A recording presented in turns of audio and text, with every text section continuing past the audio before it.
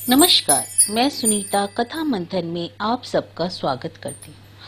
कथा मंथन में आज सुनिए यशपाल जी की कहानी हृदय। कई वर्ष से मैं अपने मित्रों को 1 जनवरी के दिन निमंत्रित किया करता हूँ, कुछ नव वर्ष मनाने के लिए नहीं। नव वर्ष तो मैं बैसाख से गिनता हूँ, ऐसे ही फुर्सत और सुविधा के विचार से। सब प्रबंध हो चुका था। निमंत्रण की रात का अंत सिनेमा से करने का विचार था, इसलिए रंगशाला के मैनेजर को मैं 1 दर्जन कुर्सियां सुरक्षित रखने के लिए टेलीफोन कर रहा था। एक बड़ा नामी चित्र कल्पना उस रोज चलने वाला था, इसलिए जगह सुरक्षित कर लेना जरूरी समझा। टेलीफोन का माउथ नीचे रखा ही था कि प्रसादी ने एक तार का पीला लिफाफा हाथ में दिया। कुछ शंकित भाव से लिफाफा फाड़कर देखा तो काट ही मार गया। बख्शी जी का तार था, कांगड़े से। मिस्टर खन्ना भयानक बीमार, तुरंत पहुंचो। तार मेज पर रखकर दोनों हाथों से सिर थामकर बैठ गया। क्या करूं और क्या नहीं, अपनी समझ को कोसा। किस मुहूर्त में खन्ना को कांगड़े भेज दिया था? क्या हो गया उसे? कौन सी बीमारी आ लगी? क्या किसी चट्टान से लुढ़क पड़ा या किसी भालू चीते ने उसे फाड़ खाया? अस्तु जो भी होता, गए बिना तो चारा था नहीं। सोचा, बख्शी क्या कहते होंगे, उनके माथे ये अच्छी बला पड़ी। अगर जाता हूँ तो कल 1 जनवरी को सब मित्र लोग क्या कहेंगे? कोई कहेगा खूब मजाक किया, और अगर कोई इसे अपमान समझ ले तो क्या आश्चर्य। और रुपए जो पानी में मिल गए सो अलग। रानी को समझाया कि मित्रों को सब बात समझाकर पहले से ही निमंत्रण स्थगित करने की सूचना दे देना, और जैसे हो, गए बिना तो चारा नहीं। रानी ने कहा, घबराओ मत, बख्शी जी को तार दे दो, वे खन्ना को भेज देंगे या खुद आकर छोड़ जाएंगे। वहां भला क्या इलाज होगा? डॉक्टर भी तो मिलना वहां मुश्किल है, और यहाँ यह सब काम बिगड़ जाएगा। सुनकर मेरे तन बदन में आग लग गई। बेबसी की हालत में जब कोई उल्टी दलील सुझाता है तो ऐसा ही होता है। मैंने झुंझलाकर कहा, क्या उल्टी खोपड़ी की बात कहती हो? अगर वह आ सकने लायक होता तो आ नहीं जाता, और बख्शी क्या मेरे नौकर है जो उन्हें हुक्म दे दूं? तुम्हारे ही कहने से तो मैंने उसे परिचय पत्र देकर वहां भेजा, और मुसीबत आ पड़ी, उल्टा रास्ता दिखाती हो। यदि मेरे इस दोषारोपण में सच्चाई का अंश बहुत कम था, परंतु रानी उसे उदारता से सह गई और बोली, ना हो तो बोलो, मैं चली जाऊं। स्त्रियों की पूर्ण स्वतंत्रता और समानता का मैं जरूर पक्षपाती हूँ, परंतु जब वे अपने आप को पुरुषों की अपेक्षा भी अधिक चतुर समझने लगती हैं तब तो क्रोध आना स्वाभाविक है। मैं भन्ना उठा, परंतु कुछ कह न सका।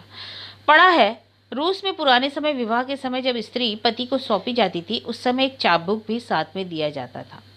उसका जरूर कुछ मतलब रहा होगा। पुरुषों के अधिकार का वह स्वर्ण युग गया। अब तो 50% काम स्त्री की आज्ञा से और शेष उसकी अनुमति से करने पड़ते हैं। सो दांत किटकिटाने के सिवा वह भी नैपथ्य में कुछ चारा नहीं।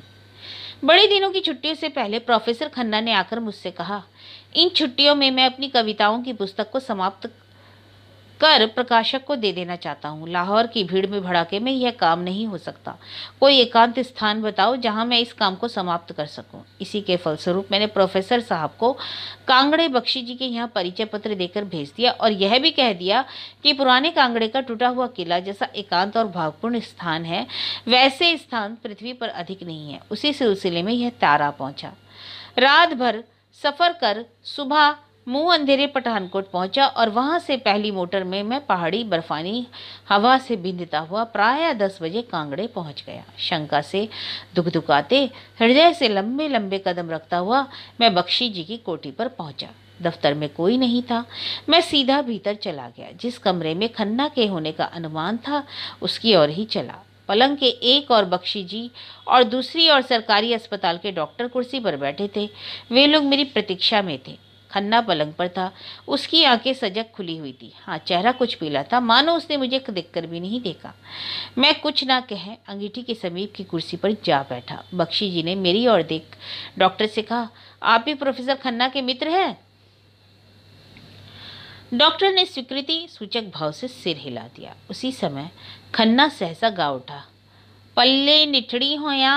मैं चकित रह गया। खन्ना छत की ओर देख करुण पर परंतु भर्राए हुए स्वर में गाने लगा, बड़ी लंबी तान से, जैसे कांगड़े की पहाड़ियों में लंबी लंबी तानों के लोग गाया करते हैं। मैं गाने लगा। मैं हैरान था, इतनी जल्दी यह इस स्थान की बोली कैसे सीख गया। गाना बीच में छोड़ खन्ना लिया फलक फेंक उठ भागने की चेष्टा करने लगा, परंतु डॉक्टर और बख्शी जी पहले से ही सतर्क थे। उन्होंने उसे दबोच लिया। दूसरी ओर से मैंने थमा, वह फिर चुप ही लेटा रहा। मालूम हुआ कि प्रायः पिछले रोज बाद दोपहर से प्रबल सन्निपात के लक्षण दिखाई दे रहे हैं। रात भर उसकी यही अवस्था थी, बल्कि गत दिन दोपहर से ही सन्निपात की हालत थी। हुआ यह है कि प्रोफेसर खन्ना नित्य अपनी कविताओं की पांडुलिपि ले इधर उधर जंगलों में निकल जाया करते थे। एक रोज वह इस प्रकृति पूजा में भटक गए और ना जाने कहां कहां मारे फिरे। आखिर एक पहाड़ी उन्हें बख्शी जी की कोठी पर छोड़ गया। उस दिन से प्रोफेसर साहब लिखने पढ़ने का काम कोठी पर ही करते थे। केवल सैर के लिए बाहर जाते और उस समय बख्शी जी का कोई आदमी उसके साथ हो लेता। 31 दिसंबर को दोपहर बाद 2:30 बजे की मोटर से खन्ना की पठानकोट लौटने की तैयारी थी।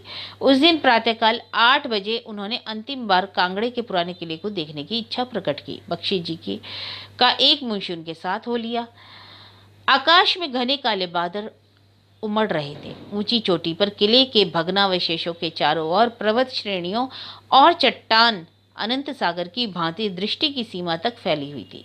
क्षितिज पर आकाश से मेघ उमड़ उमड़ कर और पृथ्वी से पर्वतमालाएं उठ उठकर एक साथ मिल गई थी। इस आंगन में कहीं गहरी श्यामलता लिए वन राशियां पहाड़ियों पर फैली हुई थी और जहां तहां हल्की हरियाली लिए खेतों के टुकड़े बिछ गए थे। कहीं उभरी हुई पहाड़ियों के बीच से सूखी हुई पहाड़ियां नदियों के मार्ग हल्की अनों की रेखा के समान दिखाई पड़ रहे थे और कहीं जल की पतली धाराएं मेघों की छाया पड़ने से बहुत लंबे लंबे काले नागों की भांति सो रही थी।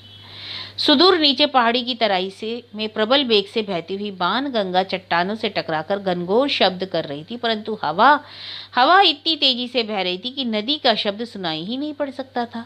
तेज ठंडी हवा मेघावृत आकाश और उस पर बूंदाबांदी होने लगी। सर्दी क्या थी, तीर सी बदन को पार किए जाती थी। एक गंभीर गहरी उदासी चारों ओर छाई हुई थी। उसी दृश्य को खन्ना किले की एक टूटी हुई दीवार पर से खड़े देख रहा था। भावावेश से उसकी आंखें मूंदी जा रही थी। खन्ना जैसे आदमी पर जो काले बादलों को देखे आहें भरने लगे, इस दृश्य का क्या प्रभाव पड़ा होगा। उस दृश्य पर उसकी तरल दृष्टि तैर रही थी। तेज हवा से उसकी हैट उड़ उड़ जाती थी और वह उसे दबा दबा कर रख रहा था। उसी समय नीचे कुछ दूर से करुण परंतु सुरीली और स्पष्ट आवाज सुनाई थी। खन्ना ने उस ओर दृष्टि कर देखा। एक पहाड़िन किले के भीतर की खिली ढलवा जमीन पर लंबे घास को दराती से काट रही। वह सामने की ऊंची पर्वत श्रेणी की ओर देख हृदय हिला देने वाले स्वर में गा रही थी। खन्ना बुद्ध की तरह उसका गाना सुनता रहा। वह जरा चुप हुई तो उसने मुंशी की ओर घूमकर आर्द्र स्वर में पूछा, यह क्या गाती है। मुंशी ने कहा, साहब यह अपने मायके जाने का गीत गाती है। अच्छा, इसका मतलब तो बताओ। मुंशी, वह जो ऊंची पहाड़ियों का सिलसिला है उसे पहाड़ी लोग सिकंदर की धार बोलते हैं। इस लड़की का मायका सिकंदर की धार की पड़ली तरफ है। वह गाती है, सिकंदरे दिए धारे पले निठड़ी होया, ओ सिकंदर की धार पल भर को तू नीची हो जा। हवा का तेज झोंका आया और खन्ना की हैट उड़कर यह गई वह गई। मुंशी उधर झपटा, परंतु हैट हवा में उड़ते हुए सूखे पत्ते की भांति दूर जा निकली। खन्ना ने उपेक्षा से कहा, जाने दो, वह क्या गाती है। इतने में औरत ने फिर गाया, तेते परे पर लेड़ियां मुइये मेरे पइये ओ। मुंशी ने कहा, यह कहती है, तेते परे पर लैया मुइये, अरे तू मर गई, तेरे पीछे तेरे मेरे मायके में, तू जरा नीची हो जा, मैं उसे तो देख लूं। खन्ना चुपचाप घास काटने की उलझन के कारण संगीत की उन टूटती हुई मधुर तानों को सुन रहा था। वर्षा तड़ातड़ उसके सिर पर पड़ रही थी और ओवरकोट पर से बहती हुई नीचे चली जा रही थी। मुंशी ने अदब से अपना कंबल उतार कर देना चाहा, परंतु खन्ना ने ध्यान न दिया। मुंशी ने कहा, साहब इधर आड़ में हो जाइए, सर्दी ज्यादा है। खन्ना ने जैसे सुना ही नहीं। उसके कान चातक के समान स्वाति बूंद की प्रतीक्षा में थे। वह पहाड़िन वर्षा में भीगती थी, घास काटती थी और जब तब टेर लगा देती थी, गाना गाती थी। मुंशी के कई दफा टोकने पर खन्ना लौट चलने को तैयार हुआ। उसके कानों में अब भी पहाड़िन के गीत की गूंज थी, परंतु शरीर सर्दी से विजृत हो जाने के कारण कदम लड़खड़ा रहे थे। प्रोफेसर खन्ना के लौट आने पर बख्शी जी ने देखा उनके कपड़े एकदम भीगे हुए हैं और होठ सर्दी से नीले पड़ गए हैं। फौरन गर्म चाय लाने के लिए कहा गया और खन्ना कपड़े बदलने का उद्योग करने लगा, परंतु बीच में ही लड़खड़ा गया। उसे एक आराम कुर्सी पर टिका दिया गया। चाय आते आते उसके दांत बंद गए। प्राय आधा घंटे में सरकारी अस्पताल के डॉक्टर आ पहुंचे। डॉक्टर ने निदान कर जब विषम सन्निपात हो जाने की बात कही तो बख्शी जी घबराए। मुझे तार द्वारा बुलाना उन्होंने आवश्यक समझा।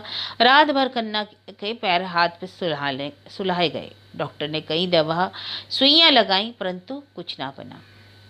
रानी ने सुना तो मटर मटर से आंसू टपकाने लगी। बोली, हाय बेचारा खन्ना जी, उसकी कविताओं की पुस्तक में उसकी फोटो सहित छपवाऊंगी। मैंने कहा, कविता की पुस्तक अब कहाँ रखी है वह पुस्तक, वह नहीं छप सकती। उसने आंसू पोंछकर कहा, नहीं लाओ, मुझे दे दो, मैं छपवाऊंगी। मैंने कहा, पुस्तक? जो आदमी एक गीत के पीछे जान दे दे उसकी कविताओं से संसार का क्या भला होगा। मैंने वह पांडुलिपि उसके शरीर के साथ विसर्जन कर दी। रानी ने वितृष्णा से मेरी ओर देखकर कहा, हाय तुम बड़े हृदयहीन हो। मैंने उत्तर दिया, हाँ, यदि कविता लिखने और जाड़े की बरसात में जाड़ा खा सन्निपात सिर लेने से हृदय होता है तो भाई उसमें उससे अवश्य ही हीन हूँ।